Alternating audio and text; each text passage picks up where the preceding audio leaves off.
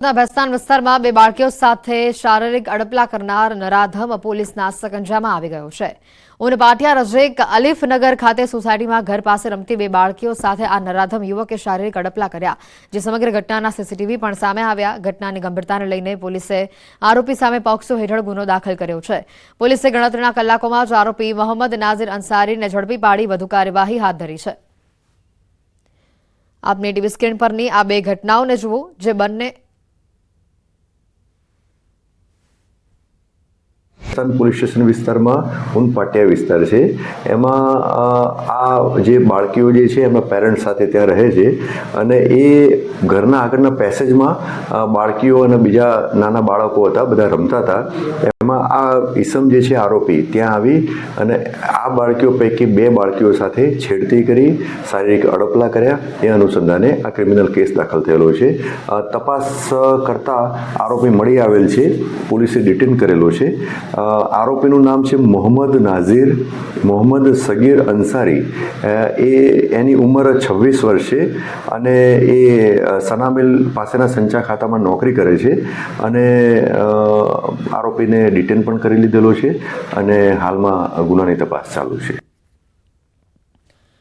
આપની TV screen ઉપર જે બે ઘટનાઓ તમે જોઈ રહ્યા છો, જે બંને સુરતની જ છે। તાજેતરની ઘટનામાં એક યુવક બાળકીઓને રમાડવાના બહાને શારીરિક અડપલા કરતો નજરે પડે છે, જ્યારે બીજી ઘટના 10 ડિસેમ્બરની છે કે જેમાં એક યુવકે જાહેરમાં યુવતીઓની છેડતી કરી। ત્યારે સતત છેડતીની આ ઘટનાને લઈને પોલીસની કામગીરી સામે અનેક સવાલો ઉભા થઈ રહ્યા છે। વારંવાર આવી ઘટનાઓ કેમ બને છે તે એક મોટો સવાલ છે।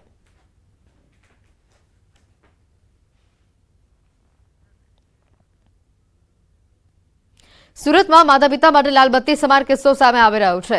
મોબાઈલનો ઉપયોગ ઓછા કરવા માટે માતાએ ઠપકો આપ્યો, જેમાં ધોરણ 8ની વિદ્યાર્થીનીએ આપઘાત કરી લેતા ખળભળાટ મચી ગયો।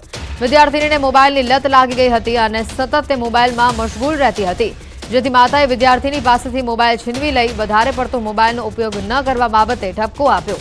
જોકે માતા શાકભાજી લઈ પરત આવ્યા ત્યારે માસૂમ દીકરી ફાંસો ખાધેલી હાલતમાં મળી આવી। પાંડેસરા પોલીસે વિદ્યાર્થીનીના મૃતદેહને પીએમ માટે મોકલી કાર્યવાહી હાથ ધરી છે। ત્યારે તમામ માતા પિતા માટે આ લાલબત્તી સમાન કિસ્સો છે। વધુ માહિતી મેળવીશું ફોન લાઈન પર સંવાદદાતા કીર્તેશ જોડાઈ ચૂક્યા છે। કીર્તેશ, જે રીતની આ ઘટના સામે આવે છે, એક સામાન્ય બાબત કે ફોન વધુ પડતું ન વાપર અને એમાં આ માસૂમ બાળકે આપઘાત કરી લીધો, આ તમામ માતા પિતા માટે લાલબત્તી સમાન કિસ્સો। બિલકુલ, સુરતની આ ઘટના ચોક્કસ માતા પિતા માટે લાલબત્તી સમાન કિસ્સો છે, કારણ કે ધોરણ 8માં ભણતી વર્ષા નિશાદ છે કે જે મોબાઈલની લત લાગી ગઈ હતી અને પરિવારે મોબાઈલ લઈ લીધો હતો અને મોબાઈલથી દૂર રહેવા માટેની તાકીદ કરી હતી, ઠપકો આપ્યો તો આ વાતનું લાગી આવતા ધોરણ 8ની વિદ્યાર્થીની માતા પિતા ઘરમાં ન હતા તે ટાઈમે આપઘાત કરી લીધો છે। ખાસ કરીને આજના જે બાળકો છે તેમને મોબાઈલ વગર ચાલતું નથી અને મોબાઈલની જે લત લાગી છે ત્યારે આ લતને લઈને એક 8 વર્ષીય કિશોરી આપઘાત કરી લેતા સુરત શહેરમાં ચકચાર મચી જવા પામી છે। વર્ષા નિશાદના ઘટનાના પગલે સમગ્ર વિસ્તાર સાથે પરિવારમાં શોકનું મોજું પડી વળ્યું છે। હાલ પાંડેસરા પોલીસે આ મામલે ગુનો દાખલ કરી તપાસ શરૂ કરી છે। બિલકુલ કીર્તેશ, આભાર માહિતી બદલ।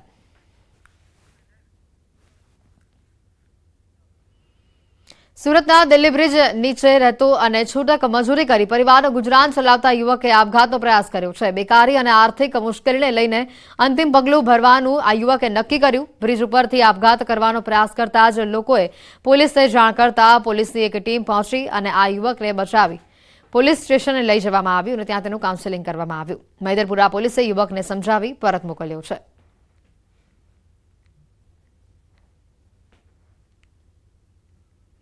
બે અલગ અલગ ઘટનાઓ સામે આવી રહી છે કે સુરતમાં આપઘાતની આ ઘટના કે જેમાં એક સામાન્ય બાબતે ફોન વધુ પડતો ઉપયોગ ન કર એ બાબતે માતાએ ઠપકો આપ્યો અને બાળકીએ આપઘાત કરી લીધો, તો બીજી બાજુ બેકારીના કારણે એક યુવકે આપઘાતનો પ્રયાસ કર્યો છે। સુરતની આ બંને ઘટના સામે આવી છે।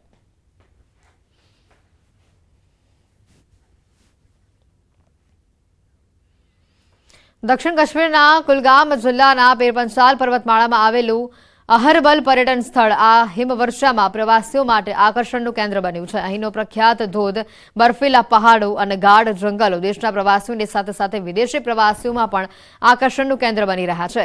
કુલગામના પર્યટન સ્થળ અહરબલનો પ્રખ્યાત ધોધ જોવા માટે દૂર દૂરથી પ્રવાસીઓ આવે છે. અહીંયા આવેલા પર્યટકો દેશના પ્રવાસીઓને વિદેશ જવાના બદલે જમ્મુ કાશ્મીર આવવા માટે અપીલ કરે છે. કુલગામ પ્રશાસન આગામી સમયમાં અહરબલ વિન્ટર ફેસ્ટિવલનું પણ આયોજન કરશે અને જેથી વધુને વધુ પ્રવાસીઓ અહીંયા આવશે. तो वाटरफॉल कैसा लगा? वाटरफॉल यहाँ पे काफी मशहूर है। हाँ, बहुत सुंदर। वही देखने ही तो आए थे, इतनी दूर श्रीनगर रुके हैं, वहाँ से आज देखने के लिए आए हैं और उसके बाद कल आगे और चीजें देखनी है. इससे पहले भी हम लोग जून में आए थे. Very amazing and very beautiful view. I'm loving बर्फबारी it. बर्फ इससे पहले No, never ever. पहला एक्सपीरियंस है। Yeah, first experience. तो बर्फ में इसका मौसम और ये जो खूबसूरत वादियां हैं कैसा लगा आपको? Just loving the view. Everything is so beautiful, so beautiful. Cool and काम। Very cool. तो सर्दियां बहुत ज्यादा है यहाँ पे। हाँ। वो तजुर्बा कैसा रहा? जैसे दिल्ली से आ रहे हैं तो यहाँ तो बहुत ज्यादा ठंड लग रही है. यहाँ पे हमने अपने कार्डिगन्स, स्वेटर सब वियर कर लिया है. क्या करेंगे आप? क्या दूसरे टूरिस्ट्स को स्पेशली जो rest of the country You जो should come at least once and visit here. Kashmir आना चाहिए, बिल्कुल. अहरबल जरूर आना चाहिए। हाँ हाँ बिल्कुल. Very beautiful. The sound of waterfall is very good. तो कैसा लगा आपको यहाँ पे आके? बहुत ही खूबसूरत जगह है और यहाँ पर सभी को एक बार आना चाहिए और we can not wait to go in downstairs.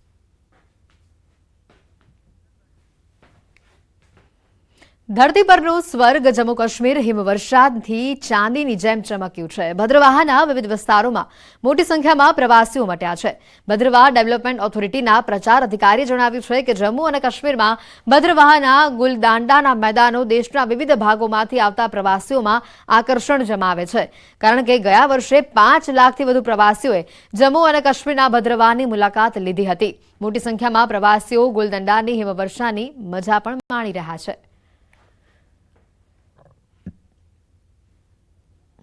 हम यहाँ फर्स्ट टाइम आए हैं और ऐसी बर्फबारी देखने के लिए हम लोग इतनी दूर से सिर्फ बर्फबारी देखने आए हैं और आके मुझे बहुत अच्छा लगा. यहाँ पे मेरा एक सपना था कि ऐसा देखना, बहुत अच्छा लगा. लोग इसको देखने के लिए बाहर जाते हैं, इंडिया के बाहर जाते हैं. हम कहते हैं इंडिया में रह करके ये सब चीज़ें एंजॉय करें और सब चीज़ें देखें. बचपन का ड्रीम था एंड मैं 18 साल की हो गई, फिर ये ड्रीम जाके मेरा पूरा हुआ है and I feel very glad. बहुत खुश हूँ कि मैं यहाँ पे आई हूँ. Thanks to my parents firstly and thanks to my mom कि वो मुझे यहाँ पे लाई है और उन्होंने मेरा ड्रीम पूरा किया. कैसा महसूस हुआ? बहुत अच्छा. बस थोड़ी ठंड ज़्यादा लग रही है, अदरवाइज दिल गार्डन हो गया है. देखिए यहाँ पे जब स्नोफॉल हुई तो काफ़ी स्नोफॉल 4-5 फीट स्नोफॉल जो है रिकॉर्ड की गई है इस जगह. तो इसको कल ओपन किया गया. आज की डेट में जो है गाड़ियों का जो है यहाँ पर आमदोरफ्त आप देख रहे हैं. टूरिस्ट जो है पूरे हिंदुस्तान से, जैसे दिल्ली, मुंबई, कलकत्ता, अहमदाबाद से थे, आगरा से थे और अभी आपने मेरठ के लोग देखे यहाँ पर. વાત કરીએ અન્ય સમાચારોની તો બનાસકાંઠાના ધાનેરાના વાલેર ગામે ગૌશાળામાં થયેલા ડ્રો મામલે ગડબડ થઈ હોવાનો ધાનેરા પાલિકાના પૂર્વ પ્રમુખ પોપટલાલ જોશીએ આક્ષેપ લગાવ્યો છે. પોપટલાલ જોશીએ પોલીસ અને ચેરિટરી કમિશનરને પણ અરજી કરી હતી. પોપટલાલ જોશીએ વાલેર ધામના મહંત સુખદેવપુરી ઉપર ગંભીર આક્ષેપો લગાવ્યા છે.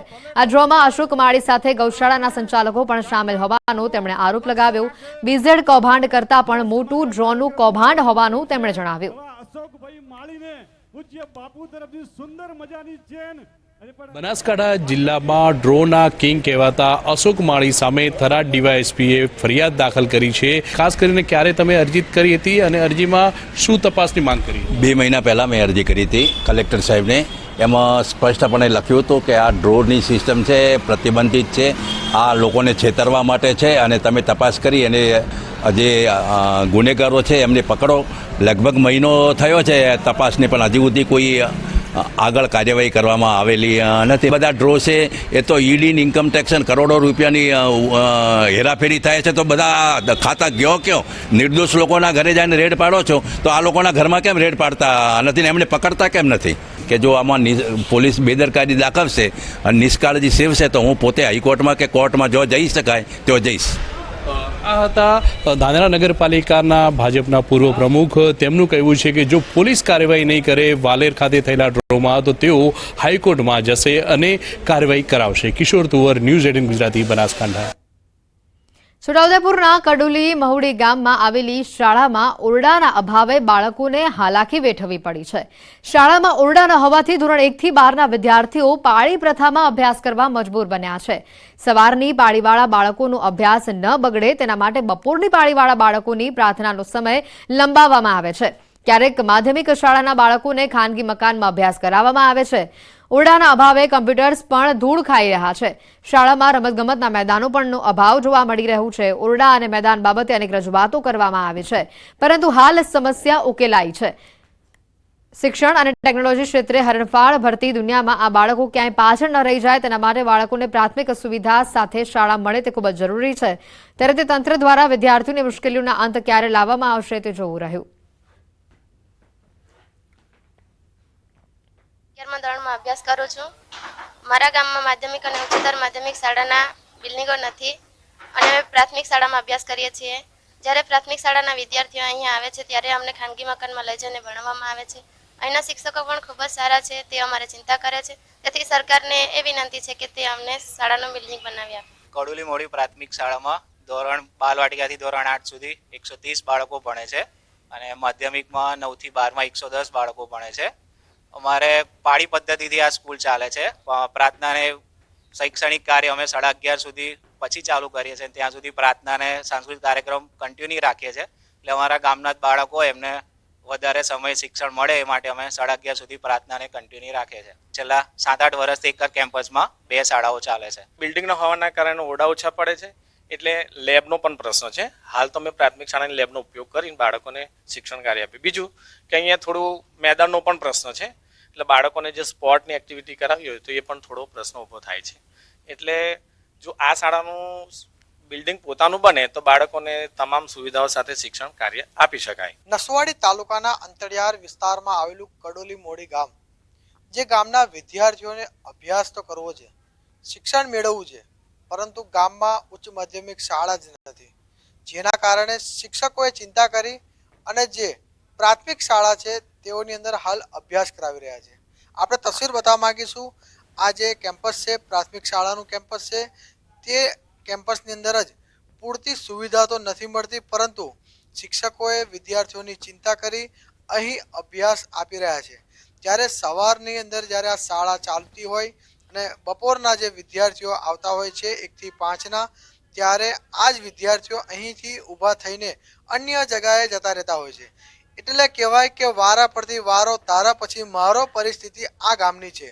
આ તસવીરમાં જોઈ શકો છો કે જે વિદ્યાર્થીઓ છે તે વિદ્યાર્થીઓને પૂરતી સુવિધા પણ નથી મળતી. હાલ આજે પ્લાસ્ટિકની ખુરશી પર બેસી અભ્યાસ મેળવી રહ્યા છે અને જે પ્લાસ્ટિકની ખુરશી ઓછી પડે તો વિદ્યાર્થીઓ નીચે પણ બેસીને અભ્યાસ કરી રહ્યા છે. એટલે ચોક્કસથી તસવીર જ બતાવી જાણે છે કે આ ગામના વિદ્યાર્થીઓ કઈ રીતે અભ્યાસ મેળવતા હશે. હાલ તો શિક્ષકો ચિંતા કરી આ જ વિદ્યાર્થીઓને અન્ય જગ્યા પર જઈને શિક્ષણ કાર્ય આપતા હોય છે, પરંતુ તમામ સુવિધાઓથી સજ્જ કહેવાતી જે અન્ય વિસ્તારોની અંદર જે શાળાઓ છે તેવી જ શાળા અહીં બનાવવામાં આવે તેવી આ વિદ્યાર્થીઓની માંગ છે. સાથે વાલીઓ પણ અવારનવાર રજૂઆતો કરી છે, પરંતુ આજ દિન સુધી આ ગામની અંદર શાળા મળી નથી. એટલે ચોક્કસથી આ ગામની અંદર મોટી શાળા બને અને આ જ વિદ્યાર્થીઓને ગ્રાઉન્ડ મળે તેવી આ વિદ્યાર્થીઓ માંગ કરી રહ્યા છે. સેજબ ખત્રી, ન્યૂઝ 18 ગુજરાતી, છોટાઉદેપુર. સમાચારોમાં હાલ રોકાઈશું એક બ્રેક માટે.